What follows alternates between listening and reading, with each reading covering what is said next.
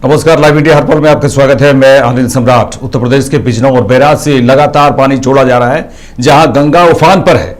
जनपद के बाढ़ग्रस्त खादर इलाकों की मुश्किलें बढ़ गई हैं। बाढ़ का पानी किसानों के खेतों तक पहुंचने लगा है। पहाड़ों पर लगातार हो रही बारिश से खादर के किसानों की चिंता बढ़ गई है। मंडी घनौरा थाना क्षेत्र के सीपिया रसूलपुर में बाढ़ के पानी में नहाते हुए कुछ युवा दिखाई दिए। आप तस्वीरों में देखिए किस तरह रसूलपुर की बात करें तो रसूलपुर में बाढ़ के पानी में नहाते कुछ युवा दिखाई दे रहे हैं और ये बाढ़ का पानी खेतों में घुस गया है।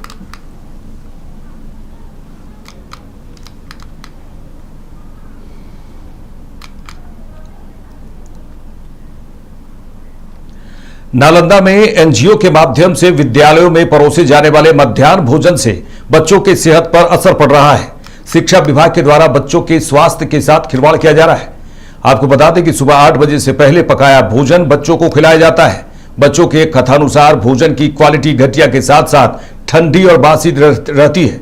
बच्चे शिक्षकों के दबाव में भोजन तो लेते हैं, लेकिन बिना खाए ही फेंक देते हैं। भोजन जो तुमको मिल रहा है कैसा है?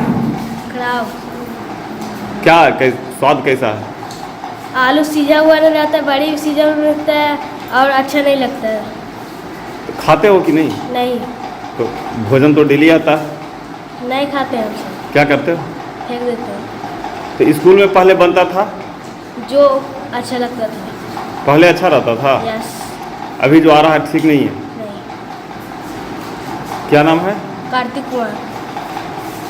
ये बताओ कि जो विद्यालय में अभी भोजन तुम लोग को मध्याह्न दिया जा रहा है कैसा है? अच्छा नहीं लगता है। क्या है कैसा? एक का भी चावल का खारा रहता है। कच्चा चावल रहता है? यस। और गर्म रहता है या ठंडा? ठंडा। खा रही हो तुम लोग? खाते हैं फिर फेंक देते हैं। कौन सा विद्यालय है?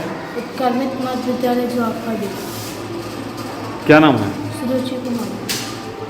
तो क्या मतलब पहले जो भोजन मिलता था विद्यालय में बनता था तो वो अच्छा था कि अभी अच्छा? पहले वाला। अभी ठीक नहीं आ रहा? नहीं। भोजन जो अभी तुम लोग को मिल रहा है पहले स्कूल में बनता था, बाहर से आ रहा है, कैसा लग रहा है अभी भोजन? अरे वो भोजन अच्छा नहीं लगता। क्या है भोजन में कमी? भोजन बहुत खराब लगता है, इसीलिए हम लोग लेते हैं, जबरदस्ती दिया जाता है, इसीलिए लेकर आधा खाते हैं और फेंक देते हैं। ठंडा रहता है या गर्म? ठंडा रहता है।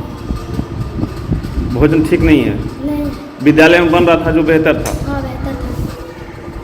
क्या नाम है? सूरज कुमार। कौन सा विद्यालय? उत्क्रमित मध्य विद्यालय जोआफड़ी।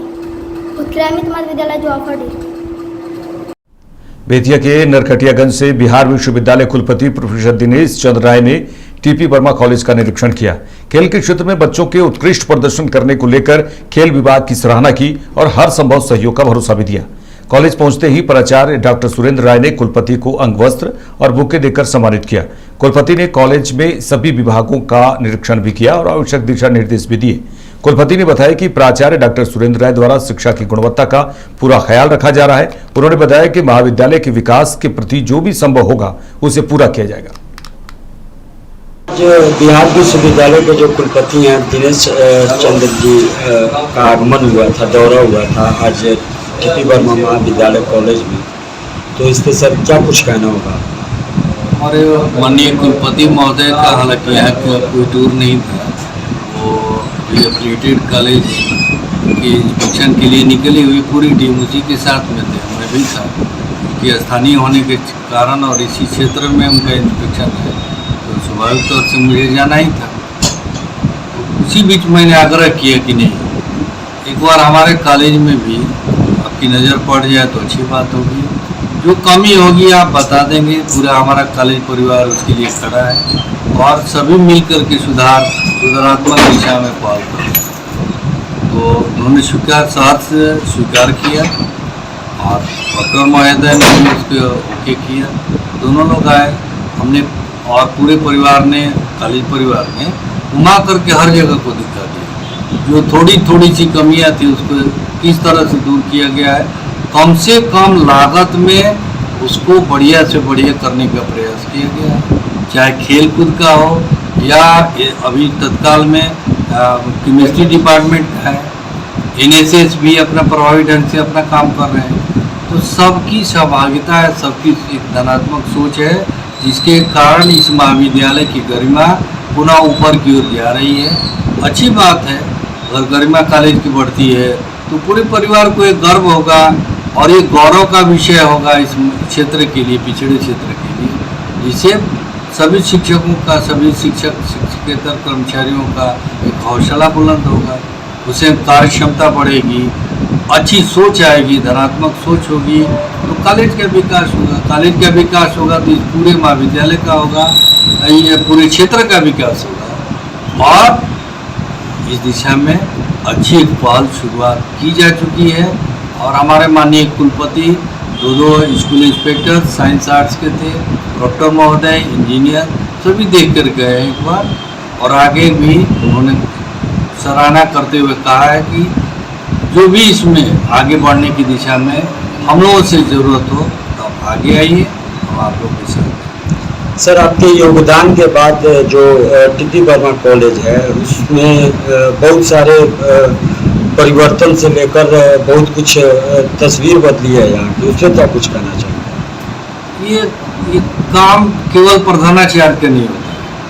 अगर पूरा परिवार, महाविद्यालय परिवार, कर्मचारी हो चाहे शिक्षक हो, सबकी अगर सहभागिता नहीं होती तो ये अकेले प्रधानाचार्य के बस का नहीं है। सबकी सहभागिता रही हो, चाहे साफ सफाई हो या। केंद्रीय मंत्री जीतन राम मांझी दिल्ली से पटना पहुंचे। पटना एयरपोर्ट पर मीडिया कर्मियों के द्वारा किए गए सवाल का जवाब देते हुए कहा कि क्रीमी लेयर की बात ना कीजिए, लेकिन जिसकी जितनी जनसंख्या है उनको आरक्षण मिलना चाहिए।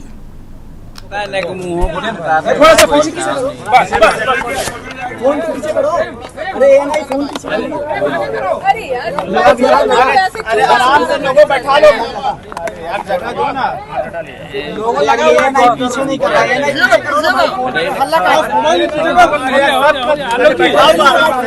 चलिए शुरू करिए ना भैया, हम रिकॉर्ड ये नहीं फोन पीछे करेगा, थोड़ा पीछे करो ना यार, लोगों राजीव भैया आ जाइए ना, आप आगे भैया। अरे मेरा एक हाथ से मोबाइल है, लोगों लेके चलता है, लोग देखिए अपने आप डिस्टर्ब करेगा, ऐसे रहेगा। अरे ऐसे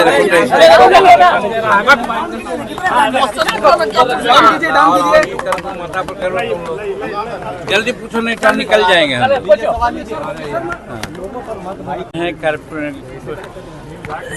कानूनी प्रक्रिया के तहत वो गए थे, कानूनी प्रक्रिया के तहत आए हैं। अगर और कहीं कुछ बातें हो सकती है तो फिर भी जा सकते हैं वो, तो इसलिए उसमें कुछ कहने की बात नहीं है। वो सब न्यायाधीन मामला है, इसलिए वो न्यायालय का विचार है, न्यायालय का मामला है, इसलिए उसमें बहुत कुछ कहा नहीं जाना चाहिए। चलिए सर, SC/ST का जो फैसला आया है सुप्रीम कोर्ट का, कैबिनेट ने भी कल बैठक की है और कहा है कि कोई क्रीमी लेयर यानी कि कोटे में कोटा नहीं हो सकता है। देखिए, क्रीमी लेयर और कोटा में कोटा ये दो बात है। हम भी मंत्रिमंडल में थे, हमारी बातें भी हुई है। क्रीमी लेयर नहीं होना चाहिए, ये प्रधानमंत्री जी का निर्देश है। बात सही है कि शेड्यूल कास्ट के जो लोग हैं उसमें क्रीमी लेयर कर करके जैसे OBC में है उस तरह का नहीं होना चाहिए।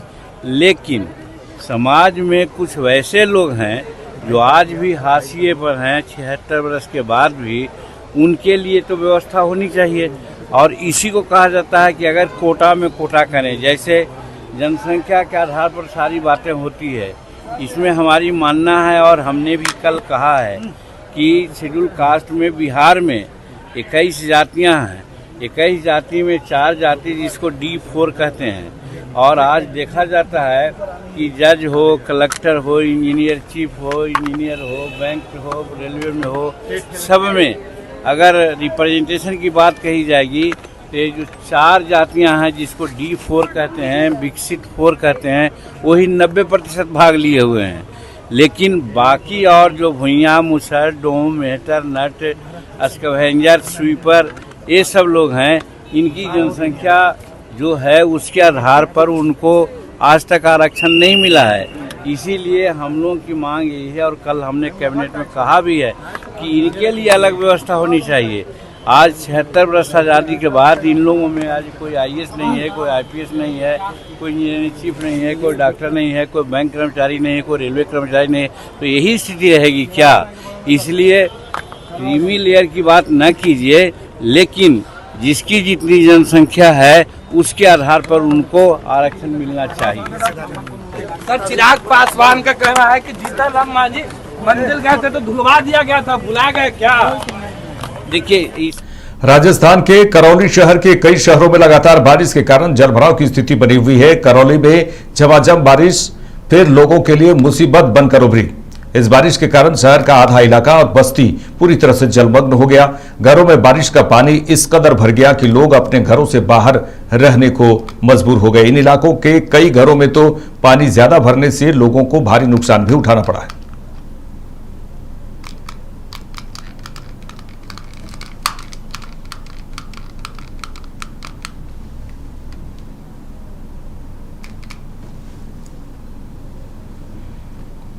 केंद्रीय मंत्री संजय सेठ ने कहा, कितनी योजनाएं और वायदे किए गए, लेकिन झारखंड सरकार ने कोई वायदा पूरा नहीं किया। बेरोजगारी भत्ता नहीं दिया गया, 5 लाख नौकरियां नहीं दी गई। पिछले 5 साल में एक भी वायदा इस सरकार ने पूरा नहीं किया। जनता भ्रम में नहीं रहेगी। पीएम मोदी से सीखिए, उन्होंने शौचालय से लेकर पीएम आवास, उज्ज्वला योजना तक जो वायदे किए वो सब पूरे हुए। अब पता नहीं मैया योजना, कितनी योजनाएं जिन्होंने वायदे किए थे, क्या पूरा किया इस सरकार ने? नहीं। विस्थापित आयोग बनाएंगे, बनाया क्या? नहीं। महिला आयोग? नहीं। अब महिला जो बेटी प्रताड़ित होती कहां जाएगी? इतना संवेदनशील उस आयोग का गठन नहीं किया। बेरोजगारी भत्ता देंगे? नहीं। 5 लाख नौकरी देंगे, नहीं तो अपनी कुर्सी को लात मार देंगे। लात मारी क्या? नहीं। पहली बार झारखंड के अंदर पुलिस भी लाठियां चलाई, आपने भी देखा। युवाओं पे लाठी चली, परा शिक्षक पे लाठी चली। तो पूरी तरह यह सरकार रूल ऑफ लॉ यहां कोलैप्स हो चुका है और एक भी वायदा पिछले 5 साल में इस सरकार ने पूरे किया। अब वायदा करना कर दो भाई, सब्ज बाग दिखाना दिखा दो, मुंगेरी लाल के हसीन सपने दिखा दो। जनता भ्रम में नहीं रहेगी। सीखो मोदी से। जो वायदे प्रधानमंत्री नरेंद्र मोदी जी ने देश की जनता से किया, शौचालय से लेकर प्रधानमंत्री आवास से लेकर गैस चूल्हा सिलेंडर से लेकर उज्ज्वला योजना, आयुष्मान भारत से जनधन खाता, जन औषधि केंद्र, जितने वायदे किए एक एक वायदा पूरा हुआ। सीखना चाहिए। लेकिन ये तो अपने बड़प्पन में रहते हैं। वायदा करो, हम तो सब्ज बाग दिखाएंगे, मुंगेरी लाल के हसीन सपने दिखाएंगे, हम चुनाव जीत जाएंगे। अब भ्रम में नहीं आने वाली है जनता। आरक्षण मामले पर सांसद संजय झा ने कहा है कि बिहार में नीतीश कुमार ने सब कैटेगरीशन का काम 2007 में किया था। आम आदमी पार्टी के मनीष सिसोदिया को बेल मिलने पर कहा कि मैटर कोर्ट में है, कोर्ट ने उनको फ्री नहीं किया है, केस चल ही रहा है। आया है बिहार में नीतीश कुमार जी ने सब कैटेगराइजेशन का काम 2007 में ही किया था। खास करके जो महादलित मिशन बनाया और उन लोगों के लिए जो अफर्मेटिव एक्शन करना था उन लोगों को किया, उन लोगों को अपलिफ्ट किया। और जो भी वो तो सही बोले हैं, सही डिसीजन है वो, क्रीमी लेयर वाला जो बोले हैं यही लाइन है। मनीष सिसोदिया को बेल मिल गई है। आम आदमी पार्टी के नेता लोग बोल रहे हैं कि साजिश के तहत इन लोगों को फंसाया अब इस पे क्या कमेंट करना पे, मैटर कोर्ट में है, सब जुडिस है मैटर। कोई कोर्ट उनको रिहा मैंने फ्री कर दिया है क्या केस से? केस तो चल ही रहा है ना अभी। आरक्षण के अंदर आरक्षण वाले मामले में केंद्र सरकार ने बड़ा बता दिया, अभी बता दिया। नाराजगी व्यक्त की है और ने सपोर्ट किया है। नहीं बताया ना, अभी तो कमेटी बन गई, जेपीसी बन गई है और जिनको जो बात रखना है जा करके जेपीसी के सामने इस विषय पर बात रख सकते हैं। सर, तेजस्वी यादव को ईडी ने चार्जशीट जमा की है साउथ एवेन्यू कोर्ट में।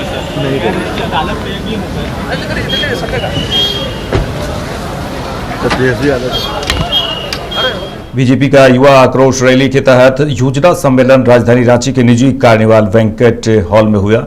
झारखंड विधानसभा चुनाव की तैयारियों पर भी चर्चा की गई। इस दौरान पार्टी के प्रदेश अध्यक्ष बाबूलाल मरांडी, असम के मुख्यमंत्री सह झारखंड बीजेपी के चुनाव प्रभारी हेमंता बिश्वा शर्मा, नेता प्रतिपक्ष अमर बावरी, भारतीय जनता युवा मोर्चा अध्यक्ष शशांक राज और पार्टी के विधायक और पदाधिकारीगण उपस्थित रहे।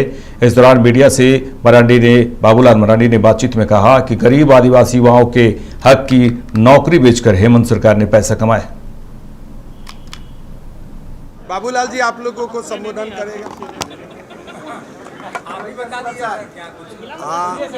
आप लोगों को सबको याद है कि जब चुनाव प्रचार चल रहा था वो समय झारखंड का मुख्यमंत्री जी ने हमारा युवाओं को वादा किया था कि 5 लाख युवाओं को नौकरी दिया जाएगा। अगर जब तक नौकरी नहीं मिलते हैं तब तक 5,000 और 60,000 रुपया भत्ता दिया जाएगा। तो हम लोग तो इंतजार में थे कि आएगा आएगा आएगा आएगा, लेकिन अगस्त महीना अगर समाप्त हो जाते हैं उसका बाद 5 लाख नौकरी भी आने का संभावना खत्म हो जाते हैं और साथ में 5,000 और 60,000 रुपया भी नहीं आते हैं। 12 महीना 5,000 60,000 होते हैं, 5 साल में 3 लाख रुपया होते हैं, लेकिन युवाओं को पैसा भी नहीं मिला। तो इसीलिए हमारा भारतीय जनता युवा मोर्चा ने निर्णय किया है कि 23 अगस्त को हम लोग युवा आक्रोश रैली करूँगा। बाबूलाल जी और मैं बैठक में उपस्थित था। हमने इतना ही बोला कि आपने युवा आक्रोश रैली कीजिए, शांतिपूर्ण तरीका से कीजिए और इसी के लिए कीजिए कि आज का बाद कोई भी मुख्यमंत्री जो भी पॉलिटिकल पार्टी से हो झूठा वादा देने का हिम्मत आगे ना करे, नहीं तो इस चुनाव में भी झूठा वादा करने का एक पूरा भरपूर सूची प्रस्तुत हो जाएगा। आज आप देखिए, हमको अगर माँ को 1,000 रुपया देना था, 5 साल में से नहीं दे सकता, कम से कम 6 महीना आगे तो देना चाहिए था। आज एक फॉर्म के लिए 200-300 रुपया रिश्वत भी देना पड़ रहा है। कंप्यूटर खराब है, 2 दिन 3 दिन काम छोड़ के हमको अपना केंद्र में आना पड़ रहा है, तो खर्चा ही तो 1,000 रुपया चला गया। आप कितना पैसा देगा? सितंबर में 1,000 रुपया देगा, अक्टूबर में 1,000 देगा, नवंबर से तो ये बंद होने वाला है। हाँ ठीक है, आपका सरकार नहीं आने वाला है, अलग बात है, लेकिन 2,000 रुपया आप देने वाला है, 1,000 रुपया तो लोगों का खर्चा ही हो गया। तो इसीलिए ये जो एक वादा खिलाफी जो एक पूरा चल रहा है उसका खिलाफ हमें आवाज़ उठाना है, लेकिन ये आवाज़ शांतिपूर्ण ढंग से उठे, एक श्रृंखलित व्यवस्था का आधार से उठे। पटना में राष्ट्रीय जनता दल के अल्पसंख्यक प्रकोष्ठ की बैठक में तेजस्वी यादव ने बीजेपी और नीतीश कुमार पर निशाना साधा। मंच से उन्होंने कहा कि सभी को कड़ी मेहनत करनी है। वहीं उन्होंने कहा कि मुझे विश्वास है कि 2025 में हम सरकार बना रहे हैं। वहीं उन्होंने यह भी कहा कि 2025 में अगर अल्पसंख्यकों ने आशीर्वाद दिया तो हम लोग सरकार बनाएंगे। साथ ही उन्होंने कहा कि आने वाले विधानसभा में मुस्लिम समुदाय भारी संख्या में अपनी भागीदारी सुनिश्चित करे। तेजस्वी यादव ने कहा कि 17 महीने में हमने 5 लाख नौकरियां दी, हम सरकार से हटे तो नौकरियां मिलना बंद हो गया। 17 महीने में हमने काम किया, एनडीए में 17 साल में कुछ नहीं हुआ।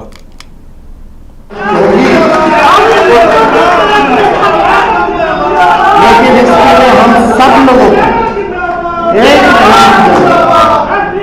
और हमको पूरा विश्वास है कि अगला सरकार हम लोग बनाने जा रहे हैं। इस बार भी लोकसभा में बहुत वोट मिला हम लोगों को, 9% हम लोगों का वोट बढ़ा। भाजपा एनडीए लोगों को 6% कम हुआ। 4 लोग था, इस बार बहुत कम हुआ। लोगों का मिला, सब लोगों का वोट मिला, चाहे पिछड़े हो,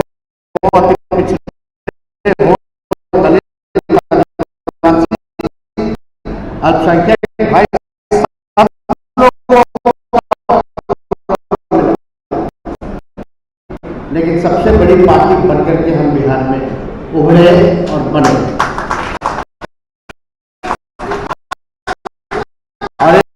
बार तो 4-4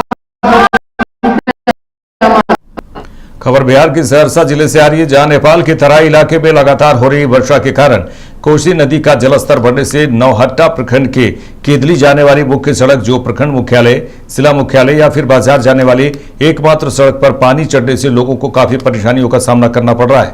सड़क पर कहीं कमर भर पानी है तो कहीं घुटना भर पानी है। सड़क पर पानी के तेज बहाव भी हैं। साथ ही साथ दर्जनों गांव में बाढ़ का पानी घर घर में चला गया है। ग्रामीणों को काफी दिक्कतों का सामना करना पड़ रहा है। खाने पीने में भी काफी दिक्कत हो रही है। हाँ बताओ की दिक्कत है? माल जल के बड़ दिक्कत है। अंगना घर में पानी है, बाध बनैया जाए छे दूर से आन गाँव घास भूसा ले, ओहो न कोई काट दे छे। तब एबे खाइयो पिए पर दिक्कत छे। तो कौन गांव में स्थिति है? केदली में की नाम भेल अहाँ के? मीना देवी। ठीक है जा। तो बताबू की स्थिति है? अहाँ के घर में पानी है, की स्थिति है? पानी छै आ माल पानी में ठाढ़ भेल छै आ घास भूसा लग जाय छियै।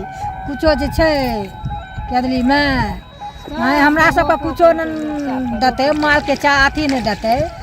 तो माल तो बुझे पानी में चुपचाप ठाढ़ भेल छै। दबे खाए करू सान में तब न देबे माल के खाए ले। अंगना सब में पानी छै, दुआर पर पानी छै, सगरी पानी के डर से जल्दी आदमी नहीं। 4 दिन से पानी में बैठल छी। की नाम छी अहाँ के? की नाम छी अहाँ के? हम हां शिवा देवी। शिवा देवी। की दिक्कत है? पानी की दिक्कत है। क्या? इतना पानी है, भर कमर पानी, बरसाती पानी है। माल जाल को तकलीफ है, घास भूसा का तकलीफ है, आने जाने में तकलीफ है।